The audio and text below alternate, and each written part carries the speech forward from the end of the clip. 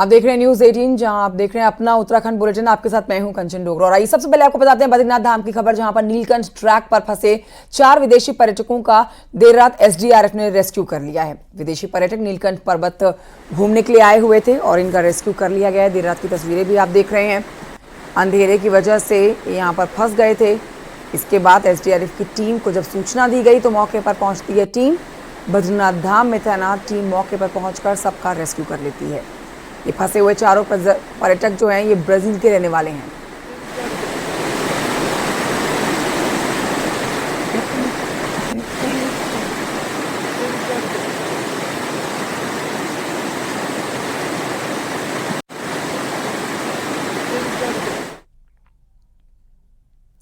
देहरादून के एक रेस्टोरेंट में रोटी बनाते समय रोटी में थूकने का एक वीडियो सोशल मीडिया पर वायरल हुआ। कुछ ही घंटों के बाद मसूरी में चाय में थूकने का ये वीडियो हो रहा है सोशल मीडिया पर वायरल, जिसकी तस्वीरें आप देख रहे हैं। एक लड़का चाय बनाते समय उसमें थूक रहा है।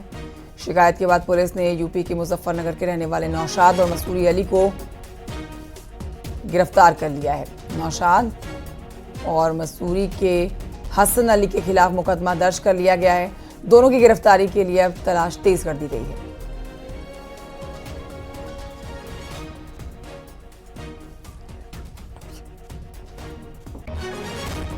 तस्वीरें आपके सामने, ये तस्वीरें सोशल मीडिया पर हो रखी हैं वायरल। लगातार आप देख रहे हैं इस तरह की तस्वीरें आ रही हैं सामने। वायरल होते हैं वीडियो जिसमें कहीं रोटी बनाते समय थूकने हैं लोग, तो वहीं कहीं जूस में थूक मिलाया जाता है, यूरिन भी मिलाया जाता है। लेकिन अब जो ताज़ा वीडियो सोशल मीडिया पर वायरल हो रहा है वो मसूरी का बताया जा रहा है, जिसमें एक शख्स चाय बनाते समय चाय के अंदर थूक रहा है। ये वीडियो जैसे ही लोगों ने देखा, लोगों का गुस्सा फूट पड़ा। चाय अमूमन हर दिन हर शख्स बाजार में पीता ही है, तो देखिए अब रोटी और जूस के बाद चाय के अंदर भी थूक डालने वाली ये घटना लोगों को गुस्सा दिला रही है। ये वीडियो भी सोशल मीडिया पर वायरल हो रखा है। सोशल मीडिया पर जाते ही वीडियो वायरल हो गया। इसी सोशल मीडिया पर वायरल वीडियो के आधार पर पुलिस अब उन दोनों शख्स की तलाश कर रही है जो इस चाय के ठेले पर काम करते हैं। दोनों फरार चल रहे हैं। और ये बढ़ते हैं आगे। उत्तरकाशी के सीमांत गांव पिलंग में रोड और पुल नहीं बनने से लोगों को भारी दिक्कतों का सामना करना पड़ रहा है। उससे जुड़ी जानकारी दे देते हैं कि 2 साल पहले पुल स्वीकृत हुआ था, लेकिन काम पूरा नहीं हुआ, काम अधूरा रह गया। इसके साथ ही सड़क का काम अधूरा जो रहा है, इसी की वजह से लोगों को दिक्कतों का सामना करना पड़ रहा है। नदी पर पुल नहीं होने से लोगों को जान जोखिम में डालकर नदी को पार करना पड़ता है। सड़क नहीं होने से गांव के लोग जो हैं वो 12 किलोमीटर की पैदल खड़ी चढ़ाई करके रास्ते को पार करते हैं, अपने गंतव्य तक पहुंचते हैं। गांव के लोगों का कहना है कि कई बार प्रशासन को इसकी जानकारी भी दी गई, उनकी तरफ से परेशानियां भी बताई गई, लेकिन कोई सुध लेने को तैयार नहीं है। गांव के लोगों ने उग्र आंदोलन की अब चेतावनी दे डाली है।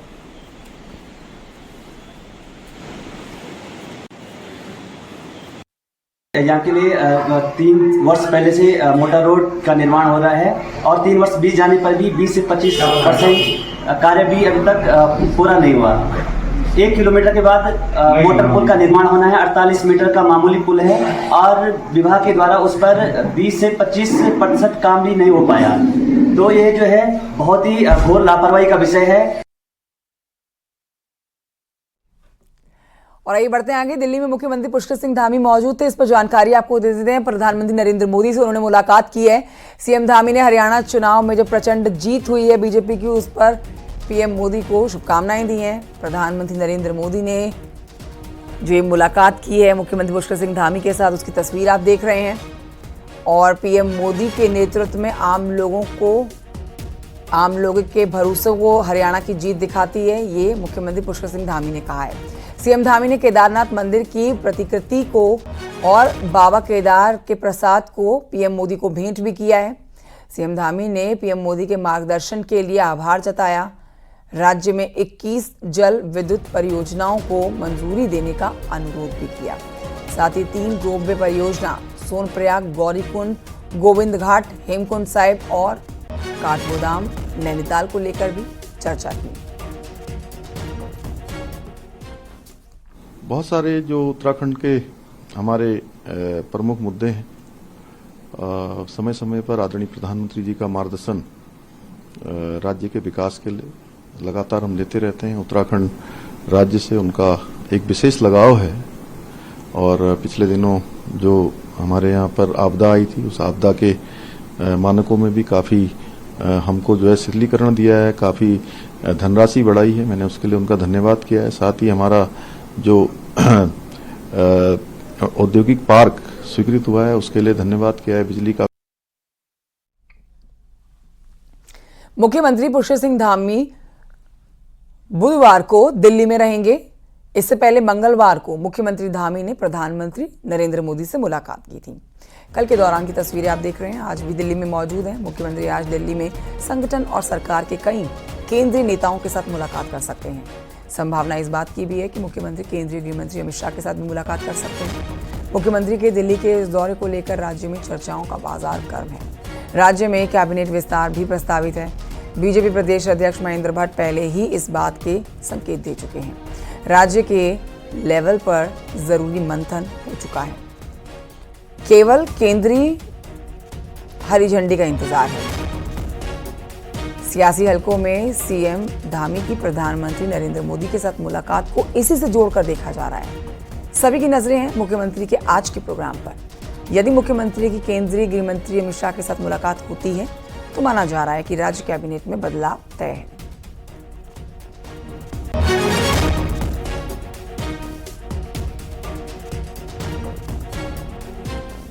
हमारे साथ हमारे सहयोगी सुनील नप्रभात इस समय लाइव मौजूद है और जानकारी के साथ। राज्य कैबिनेट में बदलाव तय बताया जा रहा है सुनील नप्रभात, लेकिन आज अगर मुलाकात मुख्यमंत्री पुष्कर सिंह धामी की केंद्रीय गृह मंत्री अमित शाह के साथ होती है तो क्या हो सकती है चर्चा, किन मुद्दों के ऊपर हो सकती है चर्चा, इस पर बताएं।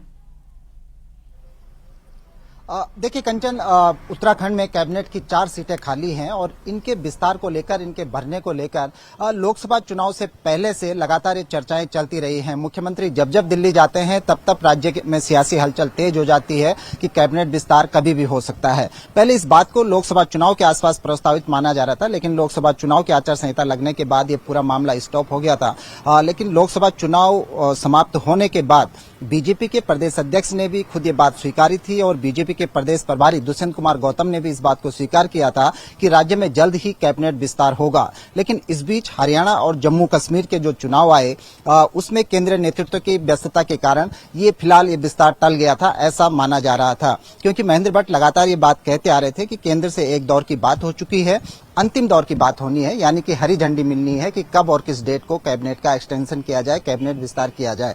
अब चूंकि दोनों राज्यों के चुनाव समाप्त हो चुके हैं, कल से मुख्यमंत्री दिल्ली में मौजूद हैं। कल प्रधानमंत्री से उनकी मुलाकात हुई।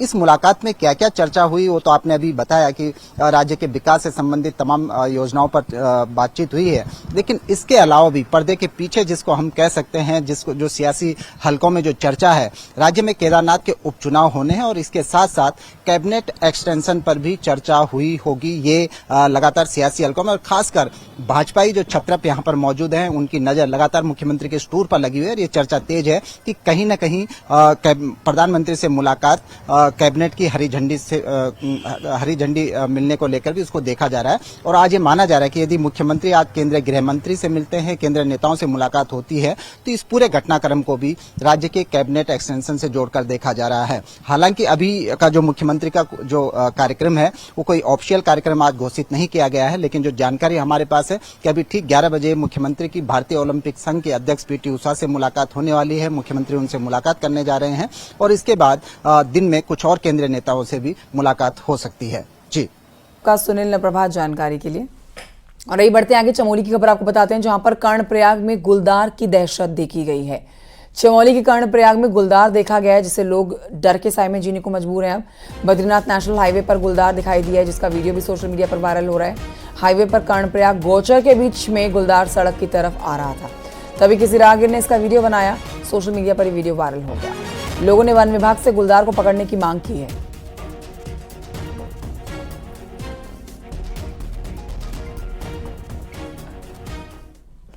ज्योतिर्मठ नगर क्षेत्र में आई भूधसाव की आफत को 21 महीने हो चुके हैं। वहीं सुरक्षा संबंधी काम को लेकर आपदा प्रबंधन सचिव और गढ़वाल कमिश्नर ने एक बार फिर से प्रभावित लोगों के साथ बैठक की और भविष्य में होने वाले कार्यों के बारे में बताया। इस दौरान प्रभावित इलाकों के प्रभावितों को उनकी सुरक्षित भूमि पर फिर से बसाने और नगर क्षेत्र में सुरक्षात्मक काम करने की बात हुई है। गढ़वाल कमिश्नर ने कहा है कि अलकनंदा नदी के तट से लेकर धौली नदी के तट पर सुरक्षा संबंधी काम करने की योजना सरकार तैयार कर रही है और डीपीआर बनाने का काम भी लगभग पूरा है। जल्द सुरक्षा संबंधी काम शुरू किया जाएगा।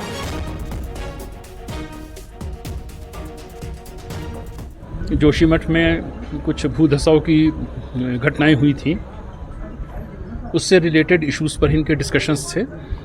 इनको बता दिया गया है जो सरकार कदम उठा रही है, प्रशासन उठा रहा है। मुख्य रूप से जो हमारी डीपीआर है वो लास्ट स्टेज में है और मैं उम्मीद करता हूं कि महीने भर के अंदर वो ही बन के तैयार हो जाएगी। साथ ही साथ एक डेडिकेटेड सेल बनाने की बात थी यहाँ आपदा पुनर्वास का, उसका भी गठन कर दिया गया है। उत्तराखंड में साइबर अटैक के बाद भले ही वेबसाइट्स ने काम करना शुरू कर दिया हो, लेकिन ऋषिकेश ट्रांजिट कैंप में ऑनलाइन रजिस्ट्रेशन में थोड़ी दिक्कत हो रही है। अभी ऑनलाइन प्रोसेस स्लो चल रहा है, जिसकी वजह से ऑनलाइन रजिस्ट्रेशन में समय लग रहा है। ट्रांजिट कैंप में चारधाम यात्रियों की भारी भीड़ है और दूर दूर से यहां पर यात्री अपना रजिस्ट्रेशन कराकर आने की यात्रा पर निकल रहे हैं। रजिस्ट्रेशन में टाइम तो लग रहा है, बहुत स्लो चल रहा है, सिस्टम बहुत स्लो चल रहा है इनका। जिस हिसाब से लाइन लग रही है और भीड़ हो रहा है, तो थोड़ा इनको फास्ट करना चाहिए था। नहीं वो वेबसाइट खराब थी, उसके बाद अभी आपका ऑनलाइन रजिस्ट्रेशन हो चुका है? नहीं, हाँ अभी यहाँ पे कराया मैंने। जी तो रजिस्ट्रेशन हो गया। दिक्कत तो नहीं आई कुछ? नहीं, दिक्कत वही थोड़ा समय लग रहा है, थोड़ा समय लग रहा है बहुत। रुड़की में 1 अक्टूबर को विधायक प्रदीप बत्रा ने आईआईटी में आम जनता की आवाजाही की मांग को लेकर बोट क्लब पर धरना प्रदर्शन किया था।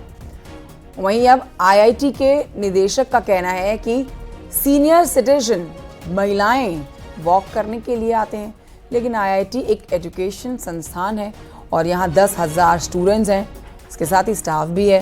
इसलिए हम चाहते हैं कि छात्रों की क्लास बाधित ना हो और हम ये नहीं चाहते हैं कि कैंपस में भीड़ बढ़े और गंदगी फैले। विधायक का कहना है कि पूरा मामला मुख्यमंत्री के संज्ञान में है और मुख्य सचिव से बातचीत की जा रही है।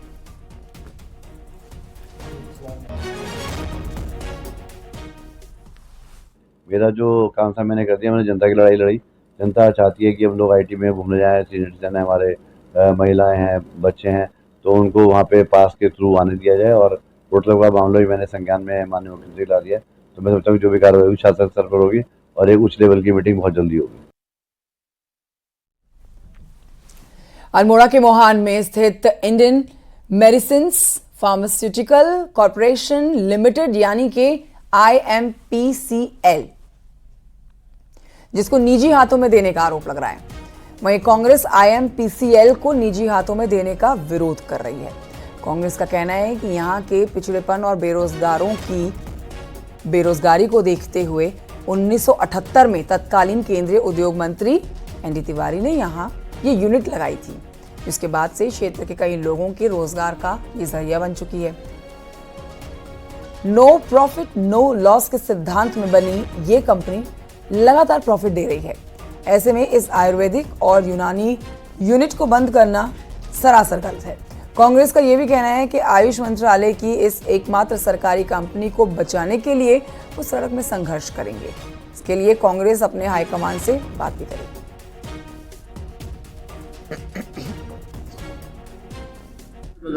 इसको बंद करने की सूचनाएं, खबरें फैलती रही हैं और 18 करोड़ डिविडेंड देने को भी यह यूनिट तैयार है, लेकिन केंद्र सरकार इस एकमात्र यूनिट को, देश के एकमात्र यूनिट को बंद करना चाहती है, निजीकरण करना चाहती है, निजी हाथों में सौंपना चाहती है और कांग्रेस का पुरजोर विरोध करेगी। पिथौरागढ़ में 42 सीटर प्लेन के सफल ट्रायल लैंडिंग के बाद अब NCR के लिए सीधी उड़ान की उम्मीदें तेज होने लगी है। साथ ही पर्यटन कारोबार के लिए भी यह हवाई सेवा मील का पत्थर साबित हो सकती है।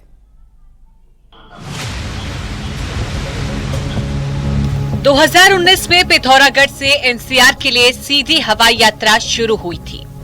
मात्र 9 सीटर प्लेन के साथ शुरू हुई इस हवाई सेवा का दम साल भर में ही निकल गया। ऐसे में बीते 4 सालों से एनसीआर के लिए हवाई सेवा का बेसब्री से इंतजार हो रहा है। बीते दिनों एयर अलायंस के 42 सीटर प्लेन ने दिल्ली से नैनी सैनी एयरपोर्ट में सफल ट्रायल लैंडिंग की है, जिसके बाद एक बार फिर ये उम्मीद जगने लगी है कि देर से ही सही लेकिन बॉर्डर जिले से सीधे एनसीआर के लिए हवाई सेवा शुरू होगी। और ये TR-42 के लैंडिंग के बाद अभी रिपोर्ट हमारे पास आएगी, बाकी अपने विभाग को वो देंगे। और आने वाले भविष्य के अंदर हम सबकी कामना ही है कि हमारे पिथौरागढ़ में बड़े जहाज उतरेंगे। ये अलायंस एयर का जो विमान है, ये जब प्रारंभ होगा तो जिले के पर्यटन को नए पंख लगेंगे। लोग जो दिल्ली से सीधे आदि कैलाश यात्रा के लिए पिथौरागढ़ आना चाहते हैं। पिथौरागढ़ से दिल्ली के लिए हवाई सेवा शुरू होने से पर्यटन कारोबार को भी 4 चांद आसानी से लगेंगे। असल में बीते कुछ सालों में जहां आदि कैलाश यात्रा ने जोर शोर पकड़ लिया है, साथ ही भारत की धरती से अब पवित्र कैलाश पर्वत के दर्शन भी हो रहे हैं। ऐसे में सैलानियों की राह एनसीआर की उड़ान काफी आसान कर देगी। दिल्ली से पिथौरागढ़ के लिए रोड का सफर काफी लंबा और थकान भरा है, जिस कारण सैलानियों को खासी दिक्कतें उठानी पड़ती। ये फ्लाइट यहाँ से चली 42 सीटर फ्लाइट, तो उनके आने जाने के में जो सुविधा मिलेगी उसके साथ साथ ही यहाँ का पर्यटन बढ़ेगा। आज आप देख रहे हैं पिछले वर्ष यहाँ पे लगभग 20,000 पर्यटक आए थे और उनकी एक ही मांग थी कि यहाँ पे हवाई सेवा शुरू करवाई जाए। एनसीआर के लिए सीधी हवाई सेवा का फायदा पिथौरागढ़ के साथ ही चंपावत, बागेश्वर और अल्मोड़ा को भी मिलेगा। फिलहाल नैनी सैनी से पंतनगर और देहरादून के लिए 19 सीटर प्लेन से हवाई यात्रा सेवा चल रही है। ऐसे में अगर कुमाऊं के पहाड़ी जिले एनसीआर से जुड़ेंगे तो तय है कि इससे कई फायदे होंगे। पिथौरागढ़ से दिल्ली के लिए अगर सीधी हवाई सेवा शुरू होती है तो निश्चित तौर पर पिथौरागढ़ में पर्यटन कारोबार तो बढ़ेगा ही, साथ ही देश दुनिया में फैले पिथौरागढ़ के लोगों की राह भी आसान होगी। इसके साथ ही बॉर्डर में तैनात सुरक्षा बलों को भी आवाजाही में काफ़ी आसानी होगी। विजयवर्धन उप्रेती, न्यूज 18 पिथौरागढ़।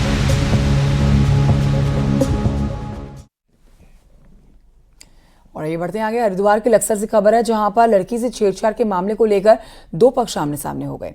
दोनों पक्षों में हुई झड़प में जमकर लाठी डंडे चले हैं, जिसमें दोनों पक्ष के 7 लोग लहूलुहान हो गए। घायलों को अस्पताल में भर्ती कराया गया है। सूचना पर मौके पर पहुंची पुलिस ने हालात को संभाला। हालांकि किसी भी पक्ष ने शिकायत नहीं दी है। बताया जा रहा है कि प्रतापपुर गांव में 2 परिवारों के बीच में लड़की से छेड़छाड़ को लेकर तनाव चल रहा था, जिसके चलते झड़प हुई।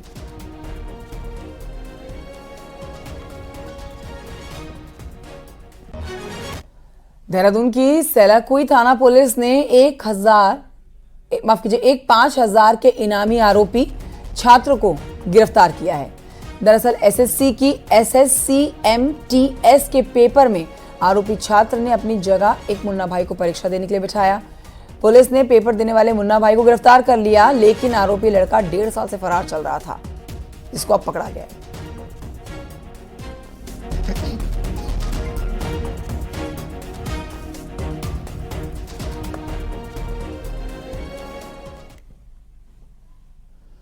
फटाफट अंदाज में आपको दिखाते हैं पहाड़ की 10 बड़ी खबरें पहाड़ टॉप 10 में। श्रीनगर पुलिस ने बीजेपी नेता लखपत भंडारी समेत कुछ अन्य लोगों के खिलाफ मुकदमा दर्ज किया है। कुछ दिन पहले बिना परमिशन रैली निकाली थी। विकास नगर के कई इलाकों में जमीनों को बेचने पर लगी रोक को हटाने के लिए कांग्रेस के कार्यकर्ताओं ने तहसील परिसर में धरना दिया। समाजवादी पार्टी उत्तराखंड में मजबूती से निकाय चुनाव लड़ने का दम भर रही है। पार्टी के प्रदेश अध्यक्ष शंभू प्रसाद पोखरियाल ने कहा है कि बिना गठबंधन के चुनाव लड़ेंगे। पिथौरागढ़ पुलिस ने बीते 1 महीने में 7 इनामी बदमाशों को धर दबोचा। विकासनगर में बुजुर्ग से लूट के 3 आरोपियों को पुलिस ने गिरफ्तार किया है। कॉर्बेट पार्क रामनगर के पास सुंदरखाल गांव को विस्थापन करने के मामले में हाईकोर्ट सख्त है। रुद्रप्रयाग दौरे पर पहुंचे उत्तराखंड के अन्य पिछड़ा वर्ग आयोग के अध्यक्ष संजय नेगी ने कई गांव के लोगों के साथ जनसंवाद किया। बागेश्वर डीएम आशीष भटगाई ने संस्कृति विभाग के ऑडिटोरियम का निरीक्षण किया है। अल्मोड़ा में जिला स्तरीय खेल प्रतियोगिता का शुभारंभ हो गया है।